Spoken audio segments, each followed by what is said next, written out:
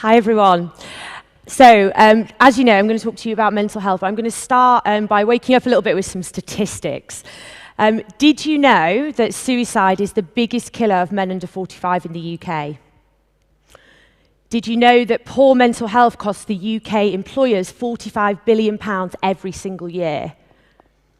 And did you know that 1 in 15 junior lawyers in the UK have contemplated suicide in the last 14 days? Now, this is in the 21st century, which to me just blows my mind. But equally, this was pre-pandemic.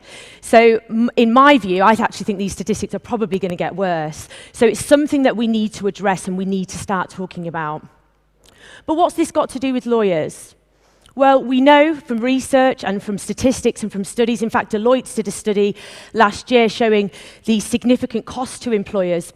But what we've noticed is that lawyers suffer significantly lower levels of psychological and psychosomatic well-being than other professionals. Now, if you mix that with a global pandemic and add that to job security issues, then we've really got a serious issue for our profession, and we're noticing more and more so, especially in the UK. I work with a charity called Law Care, and the studies that we've conducted there, we've seen the impact on our profession. Because we are the go-to people. People expect us to know the answers. We're supposed to have the statistics at our fingertips. So what do we do about it? Well, I'm just going to share you a little story about my journey and why I care so much about mental health. And basically, I have anxiety. I've suffered with post-traumatic stress disorder. And I had a mental breakdown 2.5 years ago. And I talk openly about it now. I can talk to you here today. But, you know, that was a really, really difficult time. As a solicitor, I was, at the top of my game. I was the top performer. But ultimately, things just I couldn't cope anymore. I was on medication, I was having therapy, but I was in an environment that didn't support my mental health. I was in an environment where I couldn't thrive, where I couldn't be myself. And what that meant for me was I ended up having a long-term sickness absence. Now, I'd never had a sick day before, even with anxiety my whole life.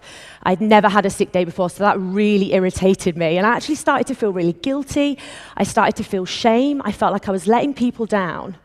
And for me, that was, I felt like I lost my sense of purpose. Being a solicitor and actually being able to support people and to help them gave me a sense of purpose. It actually helped me stay mentally well. So when I became too unwell, I decided that actually the best thing for me was to leave that job because the environment that I was going to go back to could potentially trigger another breakdown. And that was an incredibly difficult decision. I've trained my entire life to be a solicitor. I was in a great firm. But ultimately, I had to put my health first, and I had to leave the environment that was causing some of the decline.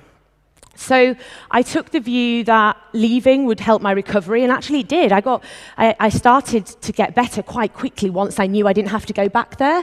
So that was one thing. The other was that I engaged with therapy, and I spoke quite openly about it publicly and with my family, and gradually started to feel as though I could work again. But my issue was I couldn't find anywhere to go and work where they actually put mental health at the top of the agenda. I didn't want to go back into another melting pot like I'd just been in. So in a moment of madness, I decided to set up my own firm and create an environment that's positive for mental health, that has diversity and inclusion at the top of agendas for businesses and supports individuals when they actually do have a problem. So I'm very open with my team about my own anxieties. I can't believe I'm stood here talking to loads of people. If you'd have told me that 2 years ago, I definitely would not have believed you. And for me, that just shows that with the right environment, you really can thrive and you can recover. So it's important for businesses and law firms to create that environment, to have that as part of their culture.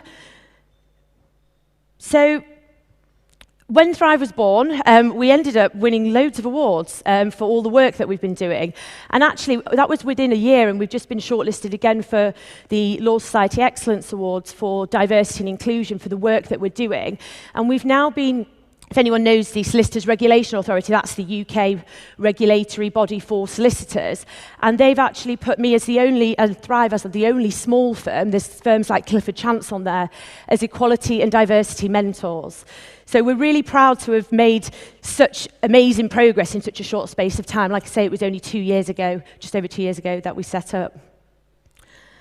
So why lawyers? Typically, there's a lot of lawyers in the room, presumably. We are high achievers, we're type A personalities, we are competitive, we want to be the best. And often that leads to issues when it comes to stress, because actually we'll work those longer hours, we'll go and do those extra bits for our clients because we want to be the best. And so naturally our personalities attract stress, and actually often we are the strong ones, and we ultimately don't open up when we really need to. So hands, I can't actually see everyone, but hands in the air, anyone here who's ever felt stressed before? Everyone should put their hand up. Yeah, okay. So, we've all felt stressed, haven't we? Everybody's felt stressed. Now, stress is good. Stress is part of mental health. We're supposed to feel a bit of stress. That gets us going, right? But where we don't manage stress, or where stress becomes excessive and persistent, what we find is that's when mental health starts to decline into mental ill health. So it's really important that we make that distinction. And as lawyers, that's partly our responsibility to acknowledge when we're feeling stressed, when we're struggling, and what some of those signs are. And that's something I didn't know back then. And hopefully, by sharing some of my story, people can then start to see that in themselves and in their team. And as we know, mental health doesn't discriminate. Mental ill health doesn't discriminate. We are in a world now where everything's uncertain. We are impacted very differently in our respective countries, in our respective businesses, by the pandemic, by loss of potential jobs, financial insecurity, and it really does have a profound impact on our mental health. But one thing that I'm a huge advocate for physical exercise to promote my own mental well-being. And now I don't take any medication or have any therapy, but I exercise every single day. So even when we've been here, I've been like, right, I need to go for a really long walk. And that for me works. So it's finding something that works for you, that works for your team if you are encouraging them to promote self-care and positive well-being. So we all know about the benefits of obviously exercising and physical health, and we all are very conscious to look after our physical health, aren't we? That's something that we all know how to do. But what about our mental health? How about if I call it brain health? We as lawyers use our brains as tools. That is how we do our job. We need our brains to be at optimum performance for us to thrive in the workplace and for us to deliver for our clients. So if we reframe this as brain health, surely that should put it right to the top of the agenda. So I've talked briefly about some of the triggers, and I know for many individuals, not just in the UK, but across the globe, we've seen so many triggers from coronavirus and lockdown. In fact, I think today the UK is going into a second lockdown, I hear on the grapevine. Yay. So, there are all of these uncertainties. We're all being asked to work from home again. These all cause significant problems for people's mental health. And a lot of the time, it isn't what happens at work. It could be that someone's lost a loved one, that they've got to care for their children or their elderly parents. They might have lack of sleep because of a baby. There's so many different things that we as employers don't always know, because we're not actually seeing the personal impact on people's mental health. And on Twitter last week, it was only, I think there was a couple of different organisations actually tweeting about the fact that this is called the Other Epidemic. And it's because right now, this is a huge problem. We're losing so many people to suicide.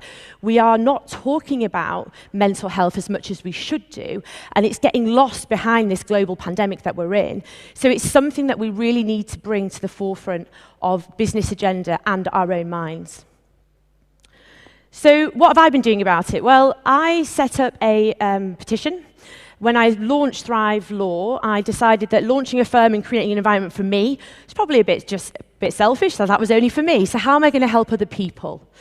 And I took the view that the only way to help other people was to get the government to support businesses. and to get them to basically support them with mental health risk assessments. I'll just explain a little bit what I mean by that, 'cause most people I speak to in the UK have never heard about these. But in the UK, it's mandatory to conduct a stress risk assessment. It's not mandatory to do a mental health or wellbeing risk assessment. And as I said before, some stress is good, but the stress risk assessments don't cover the more holistic side of being mentally unwell at work, like all the personal stuff and all the other things. It only focuses on the stress in the role. So in my view, that's not sufficient enough for us as employers to fully understand exactly how we can support our staff. So what I'm calling on the UK government to do is to effectively support businesses in two ways. The first way is to support businesses using technology to access all of the resources that they have in the organisation. So that risk assessment will effectively identify if you have any EAP programs, counselling, whatever resources you as a business have, doing an annual assessment on who's using it, is it working, do people know where to get that? You know, we're working in a different remote world now. So do your staff know how to access those resources that you might have in place, and are they even using them?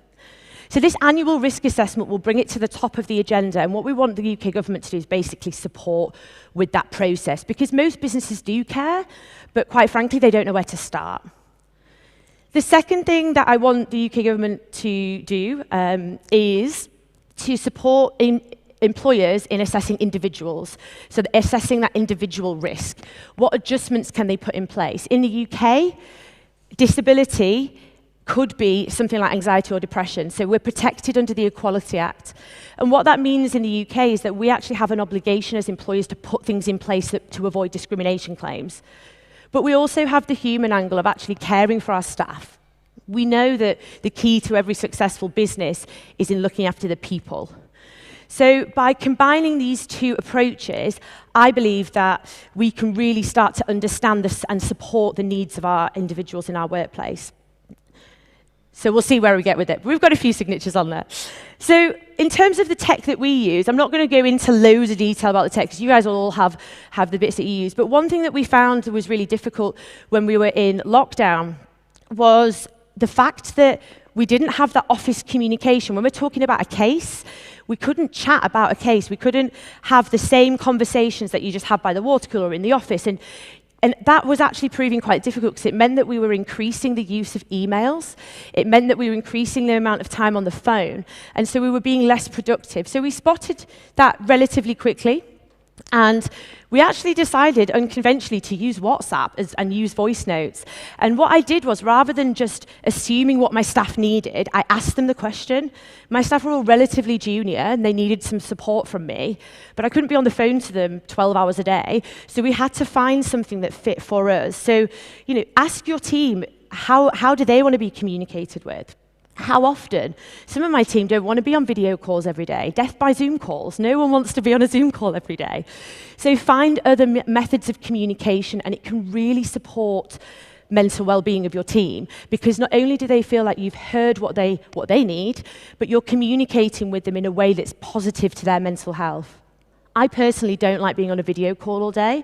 I'm not used to being behind a desk all day. So for me, that was something I voiced to my team, and actually they agreed with me. So we decided we'll only do video calls once a week. So one of the other ways that we used tech was for our own mental health risk assessments. We found a company, and by the way, I'm not affiliated to any of these companies, it's just who we use. But Champion Health were a company that did mental health risk assessments. I was like, yes, I found some tech that does it. Because, you know, we at Thrive didn't have the knowledge or the resources to create our own wellbeing risk assessments using tech. So we tried to find a company who did. And the reason we love Champion Health was that they did a report for the employer telling us exactly what we needed to do, the 3 key areas that we needed to work on as a business to support our staff. So, you know, I always use the analogy that businesses, as lovely as having a yoga session and free fruit every Friday, how do we know that our staff aren't flexible or already eating enough fruit? You know, you need to, if you're going to spend money on well-being, do it in an area that they really need that support, and actually it'll have a better impact. It's a better investment for the business. The other thing that we found with Champion Health was they actually gave a report to the individual. So the whole thing is anonymous. So they were really, really open because of the use of tech, which I loved. And it took a lot of time off me. I'm a small business owner. I'm the only director and shareholder. So it was all on me to do all of this. So it took all of that away. And they got an individual report. Now, that report was so helpful because it gave the employee a personal, bespoke report on what they need to do to support their own well-being. And I love that. I love that shift in the onus of the responsibility. You know, you've got to have some from the employer, but also we have our own obligations and responsibilities to look after our mental well-being. And finally, I'm going ahead. And finally, we created our own well-being platform during lockdown, called Thrive Wellbeing. And the idea behind Thrive Wellbeing was that people could continue to have that conversation. They could have training on stress, different mental health illnesses, and also provide them with toolkits, guides, and support. So we actually, first of all, created it for our team, but now we've rolled it out to all of our clients, because what we found people needed was ongoing support that they could access at their own pace, rather than obviously in, most sessions would be all in person where we're all sat in a room. We can't do that anymore. And if someone does have a mental health problem, they don't necessarily want to be in a training session with their colleagues if they haven't disclosed that. So giving them access to that anywhere, on any device, at any time, over a 12-month period meant they could do it at their own pace. So we've just, like I say, we've just launched Thrive Wellbeing only last month. So my final thoughts really are around leaders and the fact that, we've seen that leadership is a key influence for workplace health management and organisational well-being, but 75% of line managers feel responsible for employee well-being but don't have the tools to do that. So again, things like ongoing support for your managers, making sure managers know how to have those conversations. Do they understand how to approach it? Do they even know what to say? If somebody came out and told them they were depressed or feeling suicidal, would they know what to do with that information? So you as a business owner need to obviously consider the needs of these people who are ultimately on the front line supporting your staff on a day-to-day basis. But we know we're living in a very disconnected world. Even though we're connected using tech, we're not seeing the social signs, we're not seeing the behavioural signs that we used to see in the workplace. So we do need to upskill our managers and train them on how to spot some of these things remotely.